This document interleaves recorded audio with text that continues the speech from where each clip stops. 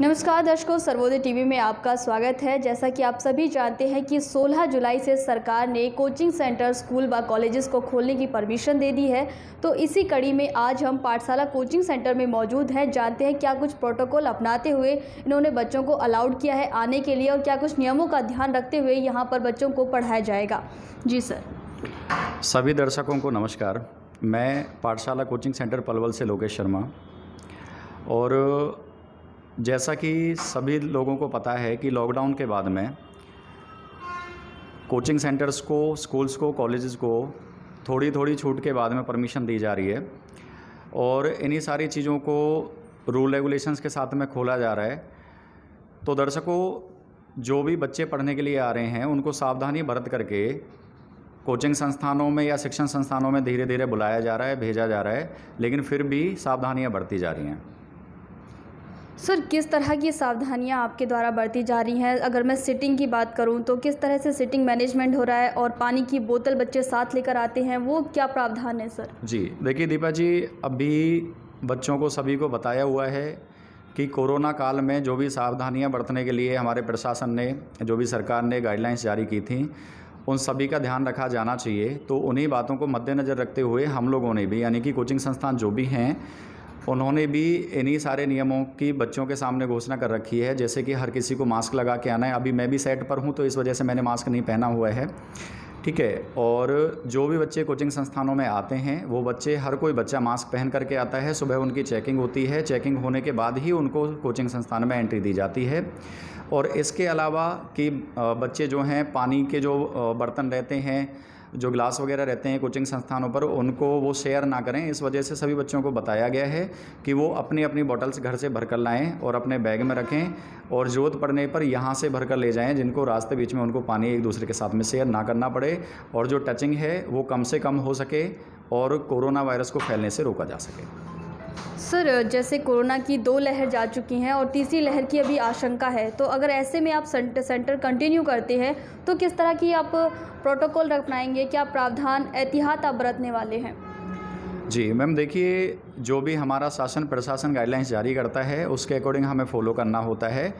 और प्रशासन की तरफ से जो भी गाइडलाइंस दी जाती हैं, जो भी ऑर्डर्स निकलते हैं, कोचिंग संस्थानों को कब से खोलना है, कब तक बंद रखना है, उसके अकॉर्डिंग ही हम लोग काम करते हैं, उसके अकॉर्डिंग ही फॉलो करते हैं। हम लोग अपनी मनमानी नहीं करते। जैसा भी जनसाधारण की सुविधा के लिए गाइडलाइंस जारी होती हैं उनको नियम अनुसार हम लोग फॉलो करते हैं। सर, जैसा कि देखा जा रहा है कि 2 साल से देश में कोरोना महामारी पैर पसारे हुई है और इसमें बच्चों का काफ़ी नुकसान हुआ है जो कि सरकारी नौकरी की तैयारी करते हैं। तो ऐसे में आपने किस तरह से बच्चों को सिलेबस कवर कराया या फिर जो छूट गया है, क्या कुछ तैयारियां आपकी हैं? दीपा जी, बड़ा अच्छा सवाल आपने किया है कि कोरोना काल में जो लॉकडाउन रहा है उसमें जो बच्चों की शिक्षा का जो नुकसान हुआ है उसकी भरपाई कैसे होगी। देखिए, स्कूल लेवल पे जो शिक्षा है, शायद उसकी कमी को पूरा कर पाना, जो नुकसान हुआ है उसकी भरपाई कर पाना बड़ा ही मुश्किल रहेगा और मेरे हिसाब से नामुमकिन रहेगा। लेकिन शिक्षण संस्थान जो और हैं, जैसे कि कोचिंग सेंटर्स हैं, स्कूल्स हैं, स्कूल्स के बड़े बच्चे हैं या कॉलेजेस के जो बच्चे हैं, यूनिवर्सिटीज़ के जो बच्चे हैं, उनकी किसी हद तक तैयारी, मतलब जो शिक्षा का नुकसान हुआ है उसकी भरपाई की जा सकती है, उसको पूरा किया जा सकता है। उसमें हम लोगों की क्या तैयारियां हैं वो मैं आप लोगों को बता देना चाह रहा हूँ एक बार, कि जो भी बच्चों की शिक्षा का नुकसान हुआ है, मान के चलिए लॉकडाउन से पहले हमारी 3 से 3.5 घंटे की क्लास होती थी और अभी लॉकडाउन के बाद में हम लोगों ने क्या कर दिया, जैसे गवर्नमेंट ने परमिशन दी है कोचिंग संस्थानों को खोलने की, तो जो भी बच्चे हमारे पास में एनरोल्ड थे उन बच्चों को हम लोग बुला रहे हैं कोचिंग के लिए और उस टाइम को ना डबल कर दिया गया है। यानी कि डबल टाइमिंग से हम लोग कोशिश करें कि बच्चों की शिक्षा की भरपाई हो जाए और जल्द से जल्द वो अपनी पढ़ाई को ट्रैक पर ला सकें, जिससे कि भविष्य में उनको शिक्षा के हुए नुकसान का हर जाना नामुमकिन पड़े। सर, एक फ़ीस कार्ड आपके यहाँ से प्रोवाइड होता होगा जिसमें ड्यूरेशन ऐसा रहा होगा कि कोरोना काल में वो टाइम निकल चुका है, तो क्या बच्चों से आप एक्स्ट्रा फ़ीस लेंगे या फिर क्या कुछ आप उनको फैसिलिटी देने वाले हैं? जी, ये भी काफ़ी अच्छा सवाल है आपका। कुछ संस्थानों में ऐसा सुनने को मिलता है कि बच्चों की जो वैलिडिटी थी कार्ड की वो एक्सटेंड नहीं की गई है, लेकिन हमारे शिक्षण संस्थान में मान के चलिए किसी बच्चे ने 1 साल के लिए खुद को एनरोल किया था, तो जो भी 2 से ढाई महीने का लॉकडाउन का टाइम रहा है, हमने बच्चों की वैलिडिटी उसी हिसाब से एक्सटेंड कर दी है। सर, अगर बात करें, अभी जैसे देखा जा रहा है बच्चों में ऑनलाइन क्लासेस के प्रति काफ़ी रुझान हो रहा है, तो इस बारे में आप क्या कहना चाहेंगे? बच्चों को क्या निर्देश देना चाहेंगे? देखिए, डिजिटलाइजेशन जब से आया है देश में, या देश डिजिटलाइजेशन की तरफ तक तरक्की कर रहा है, कोरोना काल में इन चीज़ों को बड़ा बढ़ावा मिला है।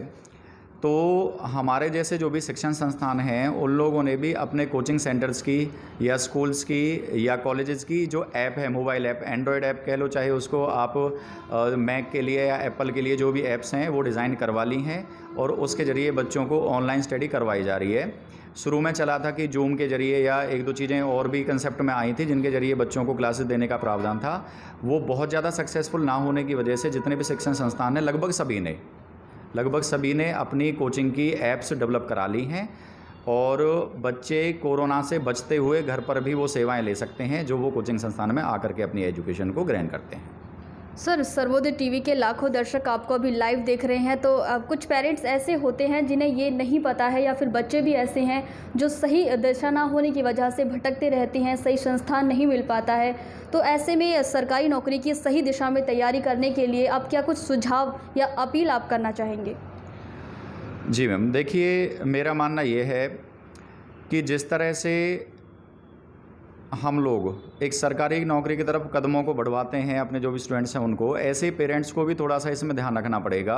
पेरेंट्स को भी थोड़ा सा अवेयर रहना पड़ेगा कि बच्चों को जल्दबाजी में एडमिशन ना दिलवाएं। यानी कि बच्चा अगर किसी कोचिंग संस्थान में इंक्वायरी करके जाता है, पूछताछ करके जाता है और घर पर जाकर बताता है कि मुझे XYZ इस कोचिंग संस्थान में एडमिशन लेना है, तो पेरेंट्स का ये फ़र्ज़ बनता है, ये दायित्व बनता है कि वो उनको फ़ीस देने से पहले या उनको एनरोल कराने से पहले, उनका एडमिशन कराने से पहले खुद भी उनको ये तसल्ली कर लेनी चाहिए, क्योंकि उनमें मैच्योरिटी बच्चों से ज़्यादा होती है कि अगर हमारा बच्चा एडमिशन ले रहा है तो क्या वो सही शिक्षण संस्थान पर एडमिशन ले रहा है, क्या वहाँ पर उस दर्जे की, उस लेवल की पढ़ाई होती है जो पेपर के मतलब की है या नहीं है। क्योंकि कई बार क्या होता है, कई बार बच्चा ना उसको लगता है, उसको माहौल अच्छा लगता है, उसको बाकी चीज़ें अच्छी लगती हैं, वहाँ का दृश्य जो रहते हैं वो अच्छे लगते हैं, तो वहाँ पर वो बच्चा बहक करके और एडमिशन ले लेता है, जबकि वो पढ़ाई की गुणवत्ता को नहीं जानता है। तो बच्चे को इसमें क्या करना चाहिए, एक दिन का डेमो लेने के बाद में फ़ैसला नहीं करना चाहिए। बच्चे को 3 से 4 दिन का डेमो लेना चाहिए जिसमें वो सभी सब्जेक्ट के टीचर्स को परख सके और वहाँ के माहौल को भी अच्छे से परख सके। और मैं कोचिंग सेंटर्स को भी ये बताना चाहूँगा कि भैया बच्चों को आप केवल 1 दिन का डेमो क्लास ना दें, उनको 3 से 4 दिन का डेमो क्लास दें, जिससे कि बच्चा आपको समझ सके और आप बच्चे को समझ सकें। बच्चा ये समझ सके कि मैं अच्छे कोचिंग संस्थान पर जा रहा हूँ और मैंने सभी टीचर्स को परख लिया है, और आप लोग भी बच्चे को परख सकें। उसको बिजनेस के पॉइंट ऑफ व्यू से हम लोग ना देखें, उसको हम ये देखें कि अगर बच्चा अच्छा है, पढ़ने वाला है, अच्छी परवरिश का है, यानी कि हमारे यहाँ के माहौल को ख़राब नहीं कर रहा है, तो ही उस बच्चे को हम एडमिशन दें। अगर कोई बच्चा गलत हरकतों में पाया जाता है, ठीक है, या वो पढ़ाई के उद्देश्य से नहीं आ रहा है, तो उसको ब्लैकलिस्ट कर देना चाहिए और सभी को आपस में सामंजस्य बिठा करके ऐसे बच्चों के एडमिशन पर प्रतिबंध लगा देना चाहिए। दर्शकों, ये थे हमारे साथ पाठशाला कोचिंग सेंटर से लोकेश शर्मा, जिन्होंने बहुत ही अच्छी हिदायतें बताई और बताया कि बच्चों को सही दिशा में तैयारी कैसे करनी है।